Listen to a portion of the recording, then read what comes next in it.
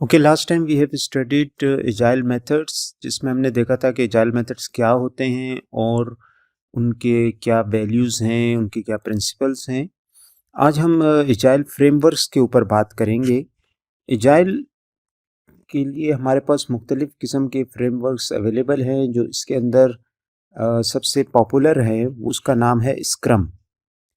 लेकिन वक्त के साथ साथ हमारे पास और भी एजाइल फ्रेमवर्क्स आहिस्ता आहिस्ता आते गए, जैसे कि हमारे पास है कैनबान। फिर कैनबान और स्क्रम को मिलाकर एक और फ्रेमवर्क बना जिसको स्क्रम बान कहते हैं। इसी तरह स्क्रम जो है वो उसी की बेस के ऊपर फिर एक और फ्रेमवर्क बनाया गया जिसको एक्सट्रीम प्रोग्रामिंग या एक्सपी कहते हैं।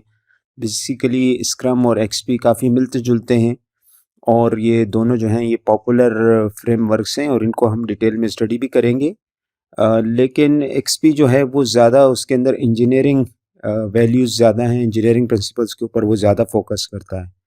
और उसके अलावा फिर इन दोनों के को मिलाकर भी फ्रेमवर्क मौजूद हैं, स्क्रम एक्सपी हाइब्रिड।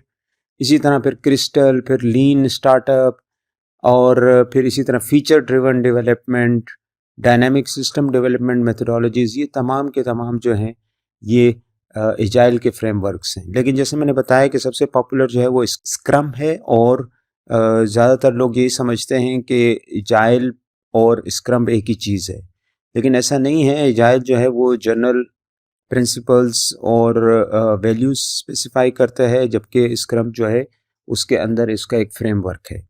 तो आज के लेक्चर में हम स्क्रम को डिटेल में देखते हैं।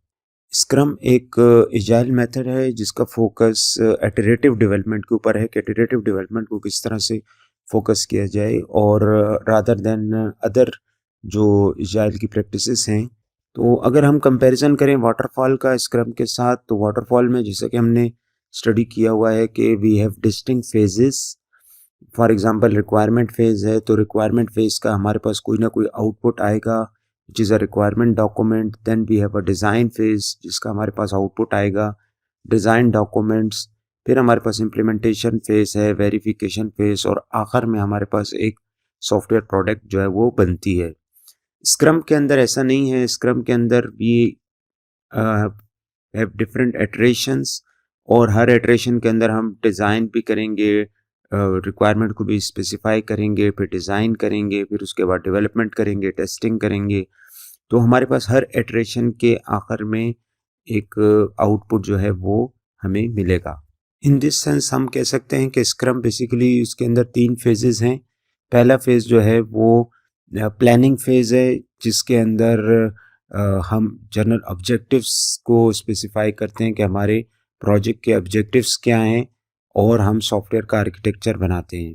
दूसरे फेज़ के अंदर ये हम मुख्तलिफ इटरेटिव साइकिल्स जो है वो चलाते हैं और उनको सिस्टम को हम डेवलप करते हैं इन इंक्रीमेंट्स। जब ये तमाम साइकिल्स कंप्लीट हो जाते हैं तो फिर हम तीसरे फेज़ के अंदर, जिसको क्लोज़र फेज़ भी कहा जाता है, हम प्रोजेक्ट को रैप अप कर देते हैं और उसकी जो रिक्वायर्ड डॉक्यूमेंटेशन है, जैसे कि यूज़र मैनुअल्स वगैरह, या जो हमने इस प्रोजेक्ट के अंदर जो कुछ सीखा है उसको हम अपने पास नोट डाउन कर लेते हैं। स्क्रम फ्रेमवर्क को समझने के लिए सबसे पहले हम इसके अंदर देखते हैं कि कौन कौन से लोग इन्वॉल्व हैं। तो बेसिकली हमारे पास स्क्रम प्रोसेस के अंदर 3 किस्म के लोग इन्वॉल्व होते हैं। एक आपके पास प्रोडक्ट ओनर होता है। प्रोडक्ट ओनर का काम ये है कि वो प्रोडक्ट की फीचर्स को, उसकी रिक्वायरमेंट्स को आइडेंटिफाई करेगा और फिर उनको प्रायोरिटाइज करेगा कि कौन सी जो फीचर्स हैं या रिक्वायरमेंट्स हैं वो ज़्यादा इम्पॉर्टेंट हैं और टीम ने उसको डेवलप करना है। और ये काम वो कंटिन्यूसली करता रहेगा ताकि जो प्रोजेक्ट है वो बिजनेस नीड्स के मुताबिक ही बनता जाए। ये प्रोडक्ट ओनर कस्टमर भी हो सकता है, लेकिन एक प्रोडक्ट मैनेजर भी हो सकता है अगर सॉफ्टवेयर कंपनी में, या कोई और भी बंदा हो सकता है जो कि ये रोल प्ले करे। दूसरे जो टाइप ऑफ पीपल इन्वॉल्व होते हैं स्क्रम में, वो डेवलपमेंट टीम होती है। बेसिकली ये आपके जो सॉफ्टवेयर डेवलपर्स हैं जिन्होंने एक्चुअल सॉफ्टवेयर डेवलपमेंट करनी है, ये वो होगी। बट एक टीम जो है ये इसके अंदर ज़्यादा से ज़्यादा 7 पीपल तक इन्वॉल्व हो सकते हैं, और फिर अगर 7 से ज़्यादा पीपल हैं तो फिर उसके लिए दूसरी टीम बनेगी, वो भी डेवलपमेंट टीम ही कहलाएगी।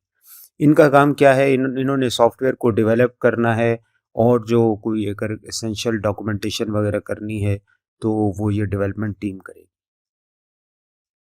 तीसरे और आखिरी किस्म के जो पर्सन इन्वॉल्व होता है स्क्रम के अंदर, उसको बोलते हैं स्क्रम मास्टर। स्क्रम मास्टर जो पूरा स्क्रम का प्रोसेस है इसको चलाने का ज़िम्मेदार होता है। वो टीम को गाइड करता है कि हम स्क्रम को कैसे इफ़ेक्टिवली यूज़ कर सकते हैं, और इसी तरह वो बाकी जो रेस्ट ऑफ द कंपनी है उनके साथ कम्युनिकेशन करना भी स्क्रम मास्टर का काम है। बेसिकली वो ये मेक श्योर करता है कि डेवलपमेंट टीम जो है वो सॉफ्टवेयर डेवलपमेंट में लगी रहे, और ये बाकी जो गैर ज़रूरी काम हैं उनसे उनको बचाया जाए टीम को। टीम जो है वो उस तरफ डाइवर्ट ना हो, बल्कि अपना फ़ोकस जो है वो सिर्फ़ सॉफ्टवेयर डेवलपमेंट के ऊपर रखे। अब स्क्रम मास्टर को प्रोजेक्ट मैनेजर की तरह लोग समझते हैं, लेकिन इन दोनों के अंदर जो है वो डिफरेंस मौजूद है।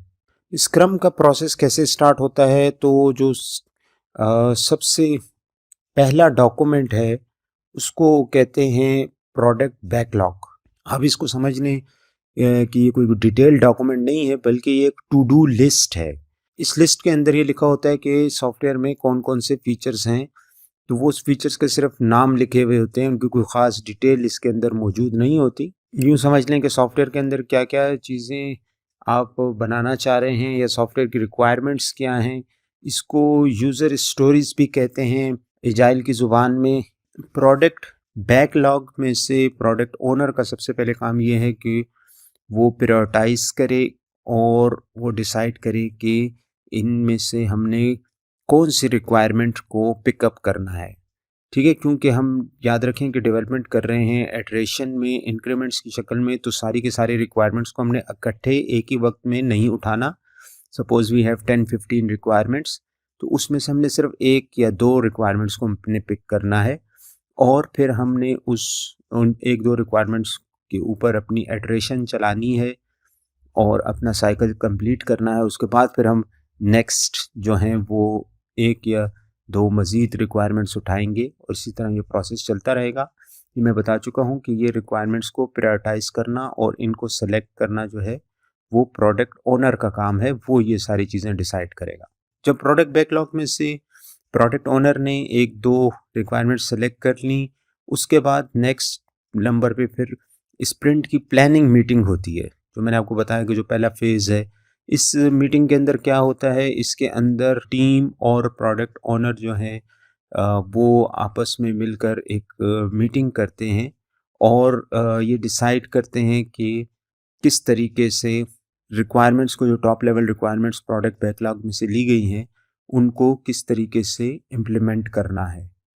स्प्रिंट किसे कहते हैं? बेसिकली ये जो डेवलपमेंट के एक साइकिल है, या आप डेवलपमेंट इटरेशन है, इसको स्क्रम की ज़ुबान में स्प्रिंट कहा जाता है।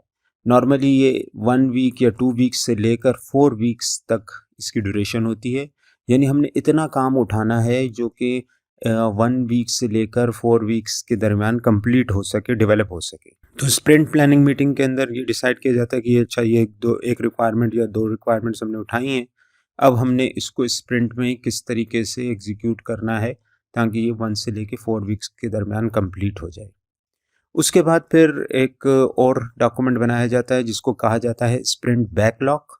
इसमें बेसिकली टास्क का ब्रेक डाउन किया जाता है कि ये जो हमने 1-2 रिक्वायरमेंट्स उठाई हैं, अब इनको किस तरीके से हमने डेवलप कैसे करना है।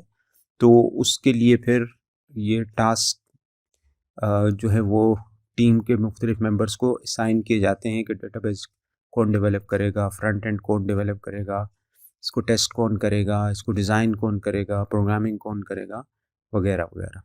ये सारे स्प्रिंट बैकलॉग में इस टास्क को ब्रेक डाउन किया जाता है। इसके बाद जो है वो एक्चुअल स्प्रिंट जो है वो स्टार्ट होता है, और यहाँ पर फिर डेली लेवल पर एक मीटिंग होती है जिसको कहा जाता है daily scrum meeting. Daily scrum meeting में हर बंदा आकर बेसिकली अपनी अपनी जो परफॉर्मेंस है वो बताता है कि उसने कल क्या किया था और वो आज क्या करने जा रहा है।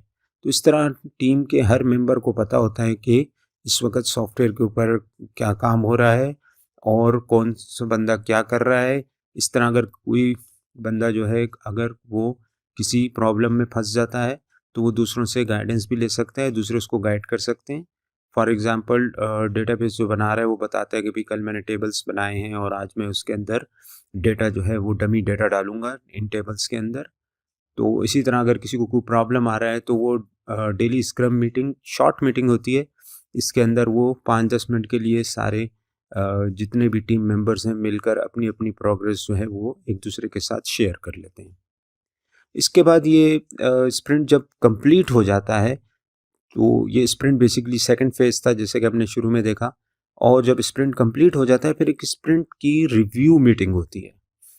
और ज़ाहिर है कि जब स्प्रिंट कंप्लीट होगा हमारे पास कोई फिनिश्ड उसके आउटपुट आ जाएगा, हमारे पास एक छोटी-सी प्रोडक्ट आ जाएगी या एक कुछ पार्ट जो है सॉफ्टवेयर का वो कंप्लीट हुआ हुआ होगा।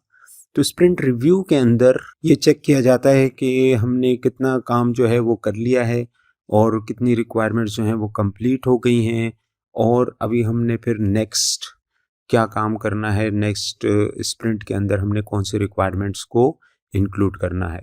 इसी के साथ एक और किस्म की मीटिंग होती है जिसे कहते हैं स्प्रिंट रेट्रोस्पेक्टिव। इसका ताल्लुक काम से नहीं होता, सॉफ्टवेयर डेवलपमेंट से नहीं है। जैसे स्प्रिंट रिव्यू का ताल्लुक जो है वो सॉफ्टवेयर डेवलपमेंट से है। स्प्रिंट रेट्रोस्पेक्टिव का ताल्लुक इस चीज़ के साथ है कि आपका जो प्रोसेस चला है स्क्रम का, क्या वो प्रोसेस सही था या नहीं, उस प्रोसेस के अंदर किसी किस्म की इम्प्रूवमेंट की ज़रूरत तो नहीं है।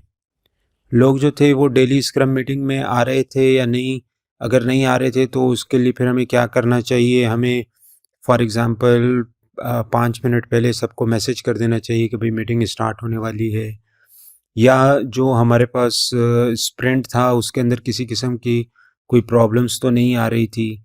तो इस किस्म के जो स्क्रम के प्रोसेस से रिलेटेड डिसीजंस हैं वो फिर यहाँ स्प्रिंट रेट्रोस्पेक्टिव की मीटिंग में हैंडल किए जाते हैं या डिस्कस किए जाते हैं। तो आखिर में अगर हम बेनिफिट्स देखें स्क्रम के तो स्क्रम का फ़ायदा ये है कि आप जो प्रोडक्ट बना रहे हैं वो आप छोटे-छोटे चंक्स में बना रहे हैं, जिनको मैनेज करना, जिनको समझना जो होता है वो ज़्यादा आसान होता है। इसी तरह जो रिक्वायरमेंट्स स्टेबल नहीं है और चेंज हो रही हैं बार-बार, तो उनको फिर हम इंक्लूड नहीं करते। इसी तरह पूरी टीम को एक विजिबिलिटी होती है कि कौन-सा जो बंदा है वो क्या काम कर रहा है और इस वक्त हम प्रोडक्ट के जो है वो कौन से हिस्से पे काम कर रहे हैं और आपस में जो कम्युनिकेशन होती है वो इम्प्रूव हो जाती है। अनदर बेनिफिट इज़ दैट कि कस्टमर को भी ऑन टाइम डिलीवरी हो रही है इंक्रीमेंट्स की, और उसको भी पता चल रहा है कि सॉफ्टवेयर इस वक्त कहाँ तक पहुँच गया है, कितना डेवलप हो गया है, और वो अपना फीडबैक जो है वो भी दे सकता है कि इस सॉफ्टवेयर को अब इसके अंदर मज़ीद आप ये चेंजेस कर लें या सॉफ्टवेयर को यूँ होना चाहिए। इसी तरह एक और फ़ायदा ये है कि ट्रस्ट कस्टमर के और डेवलपर के दरमियान जो है वो एक बन जाता है और एक पॉजिटिव कल्चर बन जाता है, जिसमें हर बंदे की ख्वाहिश यही होती है कि वो प्रोजेक्ट को कामयाब करे।